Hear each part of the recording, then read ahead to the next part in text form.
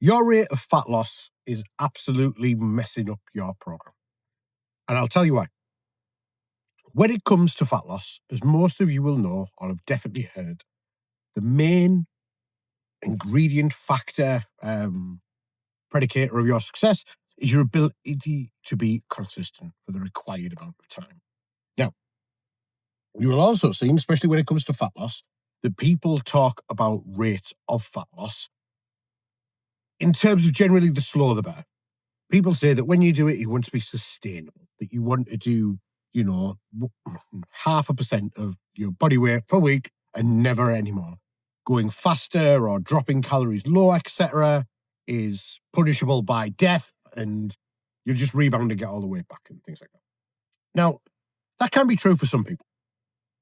However, for a lot of people, it makes people demotivated. It makes people feel as though they are making no progress. And when you feel as though you are making no progress, sticking to a deficit where you are going to be hungry in any size deficit just probably means that you're going to sack it off earlier than what you should, or make it a lot harder for you to stay consistent for that required amount of time.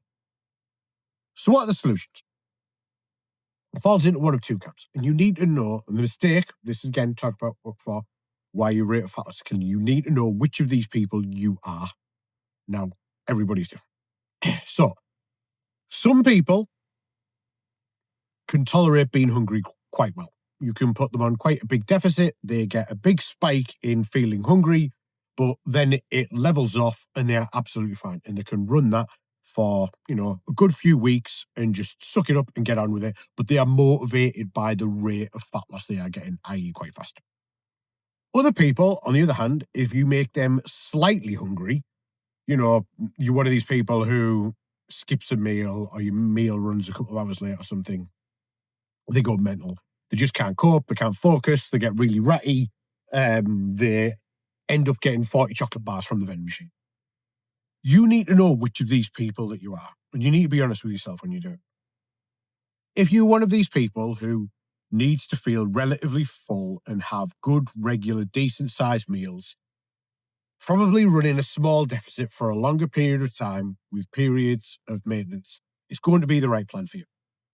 Also, since most of the people who watch this probably doing MMA or jiu-jitsu or some other combat sport, if you were making weight for competition, having a sensible rate of loss is the best way to go. It allows you to keep food higher, helps you keep performance, helps you keep recovery higher. But if you are not going to be in a competition or a fight very soon, and you want to make progress fast, and you are okay with having activity high and a certain level of hunger, rapid fat loss or fast fat loss is going to be the way to go for you.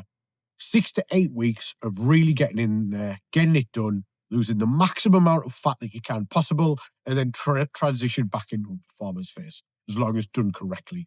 And you don't just finish the phase and go mad and start binge eating everything. Because obviously if you go back to eating loads of junk and stuff like that, then of course you are going to gain fat. That's not, a mystery. But you need to be honest with yourself, which it is. And the way to do it is that you'll be honest with yourself on how hungry you are and the effect that it gets on you. But the other side of it is that you will know what kind of diet you have done in the past and most importantly, failed in the past. If you are in this constant state of starting a diet, seeing an initial 1 or 2 weeks worth of results, but then it gets a bit monotonous, you're getting a bit bored, results aren't coming as fast, which means you become less motivated, which means then you become less consistent. And then eventually you just sacking the diet off after about 3 weeks, gaining the weight back because you're just sick and go back to binging, and then you just rinse and repeat it.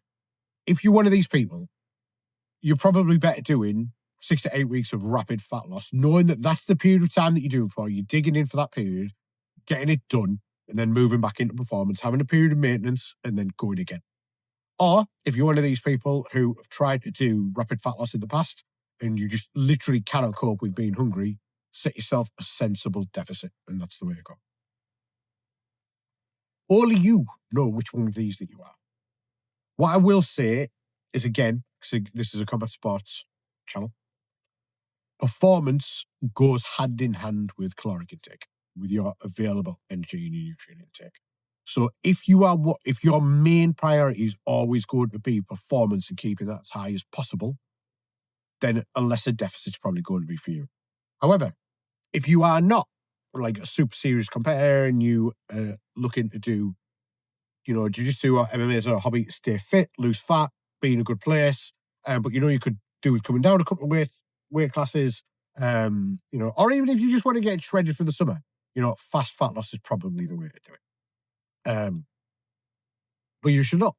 If you've got any questions, if you want to know what a good way for you to work out, a good rate of fat loss, appropriate calories, size of deficit, all that kind of stuff, I'll stick a link below for my free nutrition evaluations, which basically you just answer a load of questions. It's on a form. Ask me questions that you want to know the answers to, and I do a personalized bespoke video that answers your questions and sends it to you. No paywall. You don't have to do anything and jump through any hoops or anything like that. You just need to fill in the form. Okay. Anything you need, any questions, stick below. Cheers.